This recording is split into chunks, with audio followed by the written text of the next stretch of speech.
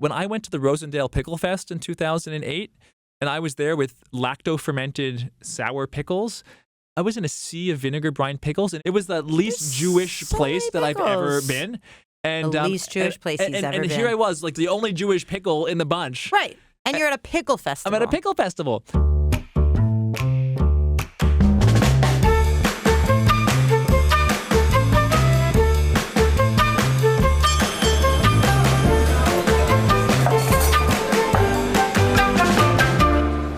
Welcome to Meet Me at the Deli, or should I say the best of Meet Me at the Deli. I'm Liz. And I'm Jeffrey. And this week we're doing things a bit differently. This week we're highlighting clips from our episodes thus far of Meet Me at the Deli, the best moments, the times we've laughed or tasted things and weighed in on the questions that listeners have sent us. And we're really excited to share them with you. Speaking of questions, if you have a question for us, whether it has to do with the deli or not, please send it in, podcast@gefilteria.com. You can fill out the form in the show notes, or you can DM us on Instagram. We'd love to hear from you. Enjoy the clips. Now, Jeffrey, you and I have been working together since 2011. We have taught thousands of cooking workshops. We have had a company together. We have catered events. We have traveled the world. And this is a question we get a lot, and it felt only right that it should make it onto the podcast. So I'm going to do this one. Great. My mother used to make a dish she called gala. It was beef bones cooked down with garlic to form a jelly, which was cut into inch-high squares. What was that? So, Jeffrey, what about pacha? What about it? Yeah. Okay, explain. Well, okay, so the gala or it's often referred to also as pacha. This is, I would say, one of the old school dishes of the Yiddish culinary canon. It is basically the old school calf's foot jelly. Your joke, what about pacha, comes from the fact that some of the talks we've done, lectures. Right, yep. The number one question I think we always get is from old timers who attend a lecture or an event we do is, what about pacha? What about pacha? It is like if we were to get shared tattoos, it would be what about pacha tattooed on our ankles. All right, so Jeffrey, you and I have taught 500,000 pickling workshops in our life together.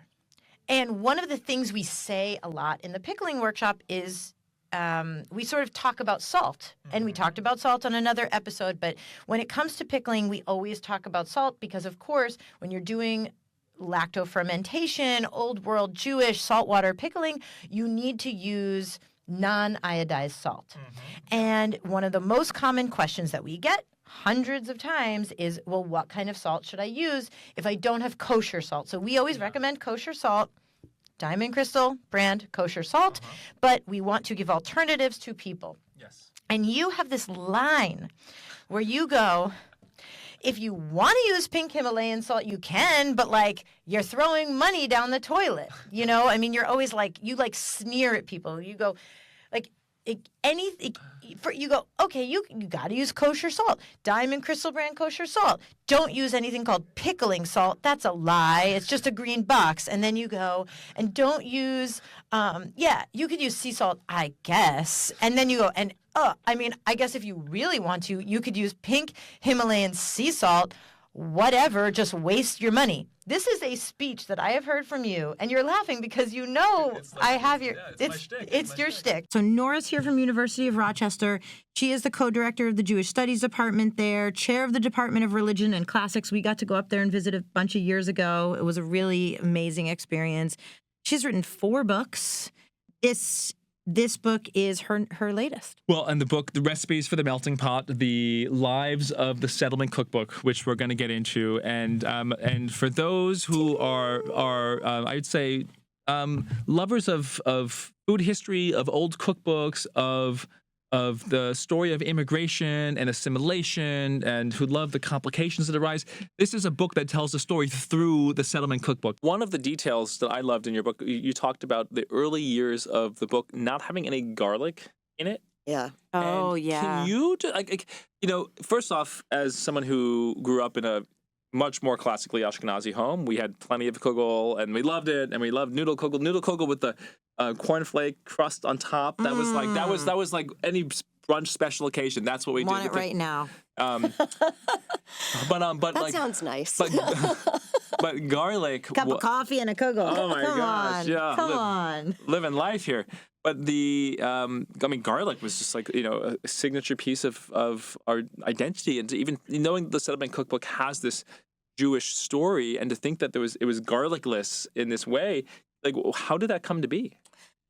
I mean, I think that there was an attempt to sort of, tone down the ethnic a little bit at this time, and In the early editions. I think that there's still, there's definitely like concern about anti-Semitism, particularly by these acculturated Reform Jews who are like, we want to help you because you are our co-religionists of a sort, and also we don't want you to embarrass us by being strange. But also, there is like this history of referring to Jews as garlic eaters, and it goes back into like deep, dark Christian libel. It goes back to medieval times. It was seen as something that also could like catch Jews out during the Inquisition, but also Jews have also called themselves garlic eaters, right? It's in the Talmud, actually, and that Jews pined for garlic when they were in the desert. Interesting is one of the things. You begin the book really talking about some of the context for the settlement houses and the graham bread, the Kellogg. This attempt to create these bland foods to really to purify. Well, not just to purify, culture. but to suppress sexuality. And you talk about garlic being this aphrodisiac, and so here we are in. Garlic not being included is going this is essentially the blandification of these foods that we talk about. We had talked, Liz and I. One of the things I do want to get into is the impact of assimilation and the role that the settlement house and these classes and these cookbooks has in diluting the culture. Because I find it so frustrating when I hear people say that they think these Ashkenazi foods are so bland. One of my favorite quotes from 97 Orchard from Jane Ziegelman's book is, she says, 100 years ago on the Lower East Side, if you said that Jewish food, specifically Eastern European Jewish food, if you said that food was bland, you'd be laughed out of the Lower East Side. It was known across New York for being so garlicky and pungent and strong sour and flavorful. And if anything, like the watering down of these recipes and handing out recipes that have taken out some of those essential items, that actually is part of this process of changing and I think ruining some of these food traditions. So I'm so curious to get into that with you. What do you think about that?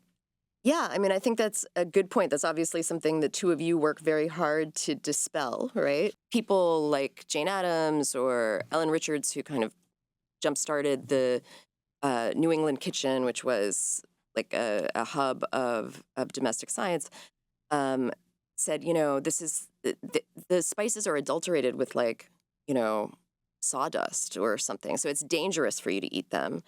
Also, there was concern that spices would make you drink more. Well, this is so interesting, though, because I always, knew about that, like this immorality, this conception of spicy foods and, garlicky foods and pungent foods, flavors being immoral.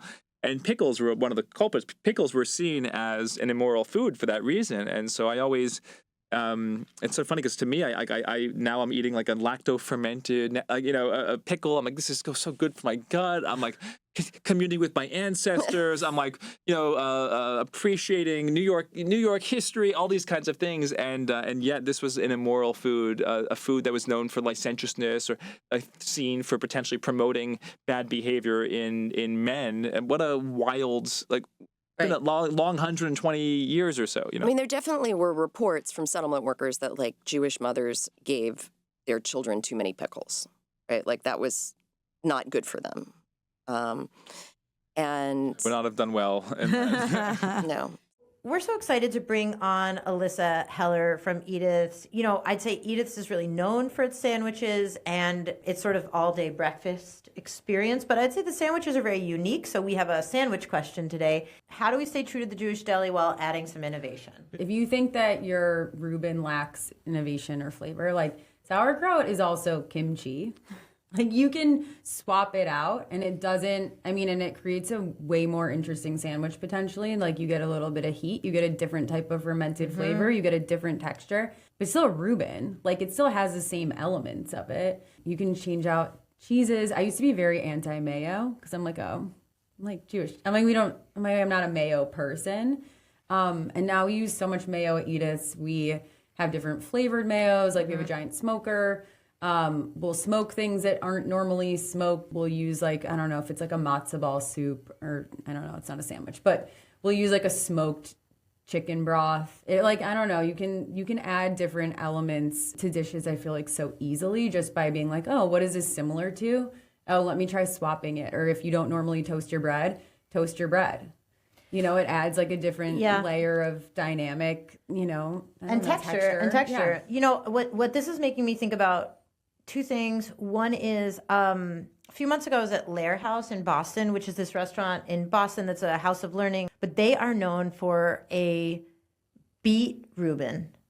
Oh, cool. Like, and it is, people told me it was so good, and I was like, okay, it's like, on the surface, I will tell you, I had a skepticism about it. They did it right. It's smoky, it's flavorful, it's the texture is fantastic. That's cool. That to me is a great example of an innovation that could, like, it was like done well with thoughtfulness, and they're a vegetarian and, you know, dairy restaurant, so they're not going to have any meat, so they sort of wanted to find something like that, and it worked. Right? How did they prepare the beets? I honestly don't know, but I'm pretty sure that they do some sort of pickling and then smoking of them. That would be my guess. Shannon Sarna, celebrated cookbook author of multiple cookbooks, amazing cooking teacher. She is what is her official title? She's the chief of staff at Ratza, which is one of the best pizza places, I'd say, in the country. Oh my God. The last time we went there, we were treated to a real feast. It was so good. I am excited to have her on to handle some of the questions that we are facing today. I had assumed that you had been to Harold's. Yes, We've all been to we went to Harold's. Harold's together. Okay, I'm so glad. The punchline, the best part of the story is that I can claim that I got kicked out of a Jewish deli, right, which feels really on brand. It's a little bit of a sad story, really, but basically early on when I was editor of the Nosher, I came across Harold's, right, which is like gargantuan proportions of deli food, right? Like the sandwiches are this big and they're the size of your head. It's like the Disneyland of Jewish deli. Like they want you to have that experience. Like eggs are like 13 omelets are 13 egg omelet, right? Meant to be shared, right? Yes, it really leans into the communal aspect of deli eating. Yeah. And there's an entire pickle bar. Yeah. Yes. Right, which is like, it's really famous for that. So good. So I find out about Harold's and I was like, well, this feels like fantastic visual storytelling. It was like Facebook Prime at that time where we were putting out a lot of videos. I was like, well, this feels like video, right? Like absolutely big sandwiches, huge matzo ball soup, pickle bar. Yes. Totally. So I just started making some phone calls, trying to, you know, get on the phone with the owner, Harold, to say I want to come and make a video about your deli. And he hung up the phone on me. So I tried again. And I don't know, I must kind of have a sweet, nice, slightly annoying Jewish lady voice. But I was like, okay, I'm going to get back on the phone with him, right? I'm going to convince him. Hangs up again on me. Okay. It's only 30 minutes away from where I'm living in Jersey City. At the time, I was like, I'm not going to get in the car. Who is going to say no to this face, right? Like, when you're 4'10" and like a cute little Jewish lady, you get said yes a lot to. So I was like, they're not going to say no. I'm just going to show up. Long story short, not only did he say no, but he told the woman at the front desk that if I kept staying there, that they were going to call the police on me. And I got kicked out of Harold's. Oh, Shannon. And I was really worried about going back. But I did go back. And you didn't video. I didn't video. They didn't recognize you. I figured they didn't have your photo at the front that said "Do not serve." You know. We did look, but also short Jewish ladies with dark hair all kind of look the same, right? So I figured I would just blend a bunch in New Jersey. There's a bunch in New Jersey, right? Totally. We do have these fantastic photos of my middle daughter Billy on the table laying next to the matzo ball soup, because as big as she was as a baby at like 4 months is as big as the matzo balls were. Wow. And Harold died last year. Oh, wow. We didn't know that. Thank you for telling us. So it means I can show my face again at Harold's, I guess. Okay. Yeah. Well, I don't know if either of you know this, but I have been kicked out of a deli also. But your story is probably better than mine. I can't say that mine. Do you know? I don't know if I ever shared this. Yeah, I know. What deli? You gonna say it? Should I say it? I don't know. I don't know. 8 years ago, and it's a very small deli. There's only four top deli. Okay, and so There's like nothing. There's no seats. And I was there, and I had friends with me from Montreal who had just desperately wanted to go to a Jewish deli because they're not Jewish, but I've talked about Jewish deli a lot. I visited Montreal. They were so excited, and we take them, and there's 4 seats, all empty, and we go and sit in 1 seat. And there's the person who worked there. I've seen him a bunch. I don't know. I don't think he's connected to ownership. He probably doesn't work there anymore. He was just a manager. And we sat at this 1 seat, and then this guy comes over, and he just says, "Move there," and points to the other table right at the TV. And then there's no one else in the restaurant. It's just us. And he was just so rude. And then I say, "Excuse me, can you tell us why you'd like us to move?" And he's like, he just said it again, "Move there." I was just like, "Excuse me, could you, maybe be a bit more respectful when you ask us?" And then he's like, and he just kind of got very upset. And he's just like, "Get out." And then we're just like, this is a Seinfeld episode. Yeah, and we're just like, I was like shocked. I'm like in. You're like, bro. I'm literally. Why are you coming in so hot, man? I'm in synagogue here. I'm in the secular synagogue. I'm at like home, and here's this guy, and it was like, what are you? So okay, weird. and then we like are walking, and as we're walking out, I'm like, "Excuse me, sir, like I work in food and hospitality. This is no way to treat people." And then he lunges at me as if he's like wants to hit me, and I'm just like. We like walk out. I'm like, I have never experienced that at a restaurant in my life, and my friends were shell shocked because Canadians are so nice, Right, they're like, what just happened? And you're like, I don't even know. Adam's first book, Drive Through Dreams, was a pop history of 20th century American life through the rise of the fast food industry. So we've got some awesome questions about fast food coming up. Also, the 99% Perspiration, Adam's most recent book, amazing book as well. All about small business in America. I will just say, you have like one of my favorite careers in writing. I feel like at one point you had like the Taco Bell beat for The Atlantic. I did. Is kind of like, Yes. like this is like the dream beat. Why did the Jewish deli never become franchised like major fast food companies like McDonald's or, God forbid, Arby's? Nathan's Famous might be the closest since it's an old school Jewish New York business, but it's not quite a deli.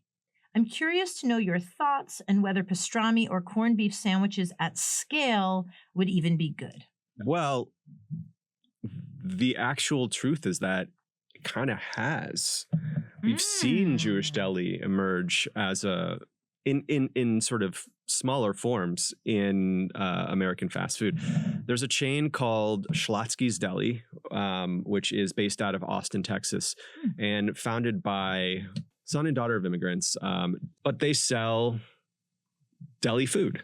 And there are 300 of them, and they're growing. They're owned, I want to say, by there are 300 of them, so that's a lot.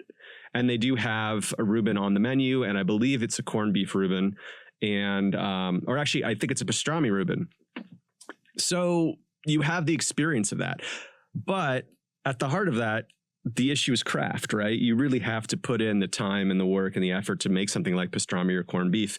McDonald's in Japan has a pastrami sandwich that is a limited time offering. Arby's also has a pastrami sandwich. I've actually never been in Arby's. Yeah. To an Arby's a couple times. Yeah. Okay. Never thought to get the There's a pastrami. Wait, it's either a corned beef or pastrami. Don't quote me on it. They definitely have a Reuben that's on the full-time menu. It might be a corned beef Reuben, but on rye bread? No, I don't think so.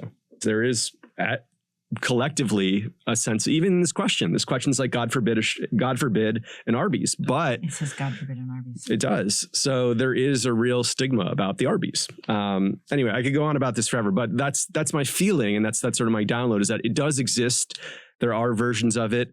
Whether they're the best version of it, I don't Yeah. Well, and so it's not as ethnically coded. That's the other thing, right? Like what you're saying is that some of the foods have made it into chain fast food restaurants, but without some of the Jewish story, attached to it. For me, it's like it never hits, and it's like the pastrami, no one's hand carving a pastrami at an airport, right. And you're not, and you're getting these like machine sliced, dry, done in advance, all those things, the care that goes into what makes a deli so good, the good ones. Just even going, I think about Liz and I all, we so many times have been to the Second Avenue Deli, and like it's all those little other things. It's like it's the schmaltzy kasha varnishkas. It's like the waiters coming, and there they actually have nice waiters. Very nice. But coming over, there's like the pickles on the table, the way that they like pour the broth, the consomme, on the matzo ball soup, and the flair. Yeah. And if you strip it all down and you just have like the foods without the space, the third space, what makes the deli so special. Right. Like, what are you actually getting? I mean, and so I am thinking about that. Like, I don't think I'd want the fast foodification of the Jewish deli. I'd rather have fewer of them, but they're really good, than kind of like really crappy, deli, in airports. Katz's, for example, I hop in, I just go to the corner, the hot dog section. I go to the Mill Basin Deli. I just go get a hot dog and a knish. And to me, that's fast food too. Like that's like the deli's version. Like that's what they do quickly and they do best. I love a Seder, but I'm always so hungry. Any tips for making it through? All right, Felicia. Number one, the fact that you're always so hungry makes me think, hey girl, have a snack before. You know what I mean? Just like take care of yourself. And now, Liz and Jeffrey take care of themselves and try some snacks. Liz, and we've made a lot of soda flavors and things together over the years. So I brought a soda that was one of my favorites that I had made recently, and I brought something for us to try. Ooh, look at those Dixie cups. So I brought a lemon olive soda. Oh, olive soda. Okay. And I brought some seltzer for us to try. This is so exciting. And I even brought a little spoon to stir it. I expect nothing less from you, honestly. So I thought we should try it. Let's do it. Oh, I'm excited. I am. L'chaim. Sorry, Liz. It kind of tastes like Amaro-y. Like it could be like a digestive. Kind of savory digestive. That's, yeah. Yeah. Yeah, what do you think? Talk to me about where the source of the lemon is. So it's both lemon juice and lemon peel. You taste the lemon peel because it's super floral. Yeah. Yeah, I had no recipe. I just played. I had something that gave me the feeling of this, and I figured it just would be. It just makes me want to drink it like on one of those beautiful days, sitting outside somewhere, just like relaxing, like not a care in the world, like that's what it makes me think of, just like feeling good. Well, so the soda, though, I will say, thinking about Dr. Brown's, I've been very inspired. So I like to always be playful and think of new soda creations and soda flavors. And this was one, thinking about bringing in these Sephardic elements or Mizrahi elements, or these non-Eastern European ones to your deli. I always think about what would the next generation of Dr. Brown's sodas be, and how can we continue to be playful and also resourceful with the things we have left over, which is I often have lemon and lemon peels, and I often have brines as well. And so to me, I actually thought this was refreshing. So it sounds like it maybe didn't hit for you, Liz. I feel I don't love the olive brine that you specifically used. Like I don't love that olive brine. So I think I like the olive lemon combo, but this particular olive brine I don't love it. So I don't know exactly what it is, but I think I would like to try it again with a different type of olive brine. That's where I'm at. Okay. Okay, I'd love to kick it off if I could, because I've brought us something to eat, and maybe we could all use a snack. You know what I mean? Okay, so this is brief. I do not need my full time. I brought two really unrelated to each other at all foods that I saw, and I thought, I just want to share these on the podcast. So the first item I have brought is this bag of matzah granola from the farmer's market that I saw. And I have never seen this before. I've heard of making this, but I've certainly never seen it for sale. let alone at the Union Square Farmers Market. If I was a guessing person, I would be like, someone saw some leftover boxes of matzah that someone donated to a food pantry or something and was like, we can do something with this. Yeah, right? yeah. And I respect that. I do too.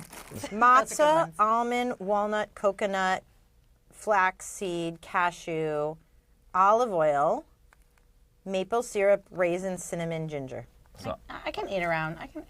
let's not go into anaphylaxis over the matzo granola. But I will say, I agree that this was clearly a we have extra matzah, and if it's good, I'm going to use the leftover matzah I still have at my house for Passover and do this too. Yeah. I mean, it's really giving matzah. it's a lot of it's very matzo forward. There's a lot of matzah. Listen, I would say this is lovely, but I don't think you need to go out of your way to make this. Okay. I feel like I need a palate cleanser. In honor of this exciting experience, I decided to cook something from the Settlement Cookbook for all of you. Oh, wow. And my first challenge was, what can I make that's vegan? Because I know you're vegan, Nora. And so I made a recipe from the 1940s edition for the peanut butter bread. Oh. It's a peanut butter bread. It's like a quick bread with peanut butter. And I was like, I could pull this off. Okay. Check out this beautiful loaf of peanut butter bread. Wow. My house smelled really good. It was a very simple, pass it on. It was a simple recipe. It was sort of in the world of quick breads. There was other loaves of things, but this had no egg. It had milk, but I used oat milk. Please help yourself to the peanut butter bread from the 1940s edition. I have a little bookmark for it. It could also be bad. It's pretty bad. No, it's actually much drier than I thought it would be. It needs salt. It needs something. Wow. You know what would be amazing? You guys were really excited about this. You know what would be weren't amazing with it? Some jelly. You kind of get your peanut butter and jelly sandwich, but the peanut butter's in the bread. But it definitely needs the moisture of the jam or the jelly. It's not bad. It just doesn't have much going on. It needs salt, it needs sugar, and it needs more peanut butter. I honestly, My kid's gonna eat it. It's also kind of hard to eat. Yeah, I want amp up the peanut butter. What do we? Again, I'm It's sensing an essence of peanut butter. It's like a perfume. Yeah. This has been Liz and Jeffrey trying and not loving some snacks. Please send your requests in to try some better foods. And while you're at it, go ahead and send the podcast to a friend and rate it 5 stars. Hey, thanks. And now, back to Liz and Jeffrey. We are here from Brooklyn, so it's our shtetl in Brooklyn, but this is part of the extended shtetl.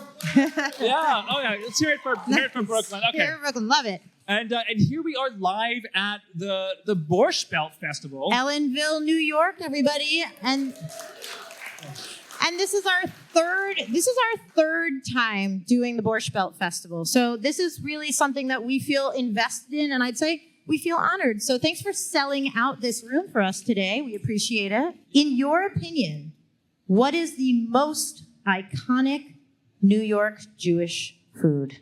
Hi, I'm Willie Zabar. I'm a comedian from New York City. There's one side of my family does some things in food, and no one Never asks heard about of the it. other half. Willie, Really? this is a lot of pressure for you. Okay, most iconic New York Jewish food: a bagel, but eaten like a true New Yorker. Straight out the bag, not cut in transit. Yes. Wow. I love it. Reach in, just rip it in. Rip it. Rip Rip it with your Just teeth. rip it. Yeah, like that's Yeah. how we do it. If anyone is toasting a fresh bagel, can we arrest them? We have the coolest guest ever, Michael Twitty. He is a culinary historian. He is a scholar. He is a James Beard award-winning author. He won the National Book Award. He's got one of my favorite titles, Historic Chef. Oh, so cool. He's the author of The Cooking Gene and Kosher Soul. For many years of our lives, we produced the highest end gefilte fish on the market. And one of the first places that we sold it was at Zabar's. And I remember tabling and giving out samples at Zabar's very early on, probably, in 2012, maybe 2013, the latest. And I remember meeting Michael there. And I hope I'm right that that was the first time I met him. But I remember he was like, "What's up?" And I'm like, "Who is this gay guy? I love him so much. We are best friends." And it was, it was really love at first sight, I'd say. Does your family have any food traditions that you would consider unique? Whoa. Okay. My grandmother, blessed memory, would always make I don't know, I don't want to call it a stock pot. It was never a recipe. It was everything that could go in a pot that was like odds and ends and bits. So the end of the onion didn't get wasted. The carrots, the celery, bits of greens. You know what I'm saying? Like if you're making collard green, you throw the collard green stems in there. Maybe you throw a smashed clove of garlic. And my favorite thing was she would take a small onion and put cloves in it and throw it in the pot. And that would just cook in the back of the stove all day. And when it was changed from day to day, and then you would take that liquid and use it to make soup or sauces or whatever. And I just thought that was like, I didn't realize that was like new and different. We actually preserved our way of barbecuing in our family. And so, when I got to being a teenager, I knew all the little tricks. I still do love to make barbecue. For me is the season between after Shavuot and past Sukkot, because you're outside. Michael, I think you got to share one of those tricks with us. Is there a Maryland or Merlin style barbecue? Well, they didn't. No, we're talking about Alabama. Alabama. Okay. Alabama, yeah. We're talking about layers of seasoning and braising. But before I heard anybody talk about a rub, I knew what that was from I didn't know what a rub was, but I knew that you had to season the meat a certain way, and you had to wait. It was 18 hours. You had to know how to salt it properly because otherwise it'd be too salty, whatever. So all those traditions are there. But ever since the cooking gene is about giving us a blueprint for the roots of African American Southerners. From Africa to America, from slavery to freedom. And so now with my younger cousins, and I have a ton of them, many of them. I know a lot of Jewish families, particularly those that are rooted in an immigrant generation, small pocket family. But for me, my grandfather had, my father was the second of 18, and I am one of my grandfather's over 150 something living descendants. Wow. So you think about it in those terms, I got a lot of cousins to reach. So I started doing things like, we're gonna make jollof rice. We're gonna make plasas, which is sweet potato green stew. We're gonna start cooking and recombining foods based on the places in West Africa where now we know from our genetics we come from. And so now that's another layer on top of it. And so that's what it looks like for me. Chef Aaron Israel. From Shalom, Japan, one of our favorite restaurants in Brooklyn and the world. What is the strongest, most pungent thing you ever fermented? The thing that I have, it might be one you're thinking about, because when we were together, when we first went to Poland, and we went and met the Mad Pickler, Alexander Barona, chef in Poland, and he took us to his restaurant, and he has just had, this was Solec 44th, it's closed, but he just had jars of all these fermented things. In Warsaw. And we looked at one, all along the wall, we looked at one and we said, what is that? It looked like an alien in this giant like a 1 gallon jar, basically. And he takes it out and he said, oh, this is a parsley root that I put in about 2 years ago. Let's try it. And I just remember him opening this jar.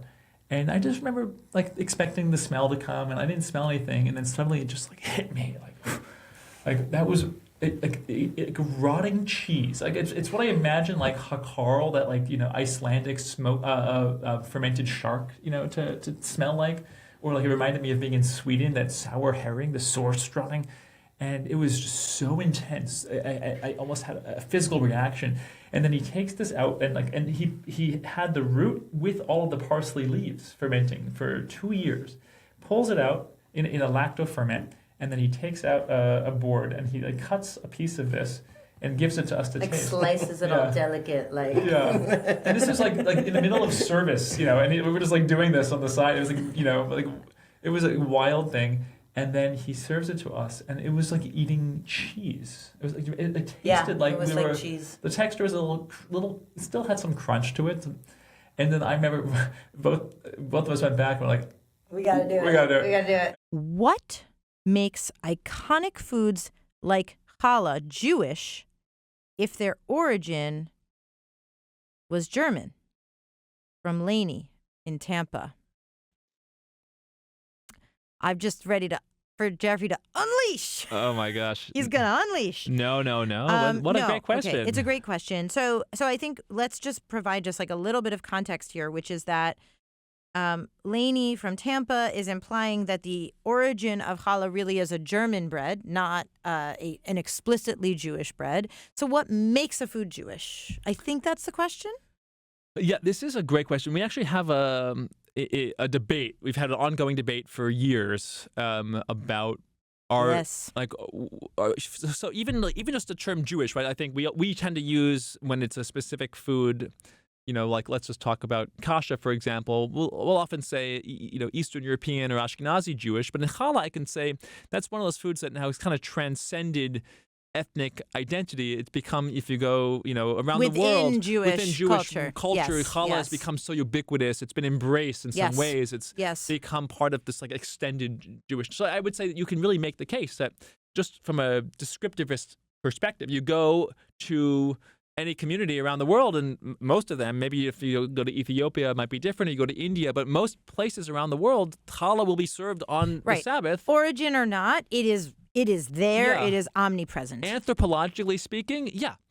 Anthropologically speaking, it's a complicated approach to take. So I celebrate Christmas every year by eating Chinese food in the Jewish style. And to me, that is a Jewish ritual. It's not a Jewish food, right? But so it becomes complicated. I love this question from Lainey because I think about this all the time. And I tend to think that there are very few foods that have any Jewishness inherent in them. Right. It's the feeling we get from these foods that we ascribe to them that make them like this. Look, I'm with you on this. And there is this argument to be made that there are some foods that have a fundamental Jewishness to them. Among them, matzah, right? Which is you go, it's just a cracker. We've been through this already, Jeffrey. It's a cracker. It's a thin, crunchy cracker. Everybody has a cracker. Or but a flatbread. Or a flatbread. Yeah. But a matzah needs to be made in a certain amount of time, and it is also ritualized. So it has this double whammy that, you see it. But you're absolutely right. If somebody just saw that on the table and didn't know any of the context of how it was made, they would absolutely could just say, it's a cracker, it's a flatbread. Sure. But there's more to the story with matzah. Right? That's what people say. Yeah, listen, I hear you. They say. I hear you, and I think that the word that you said there, context, is everything here. Yes. So there's something about the lox, the nova, the herring, and they're being on at a luncheon after a kiddush. Right, and it is Jewish. And being on a bagel with the Italian capers, nothing in that sandwich besides the bagel itself really can claim any Jewishness. And even the bagel, there's questions, right? But the together and the context in which we eat it, the experience is what makes it, and the way that we love it, the joy that you bring. So to me, it's that joy that comes with the familiarity and the love and the obsession with some of these foods. Challah, we're obsessed with challah. Obsessed.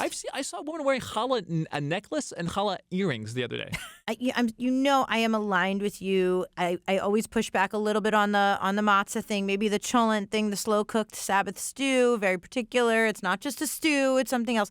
However, I think that what we come across a lot in our work is people saying things like they want to know the origin. They want to know, where did rugelach come from? Where did bagels come from? And where did a knish come from? And we can answer as best as we can, right? And we have lots of historical information about all of these things.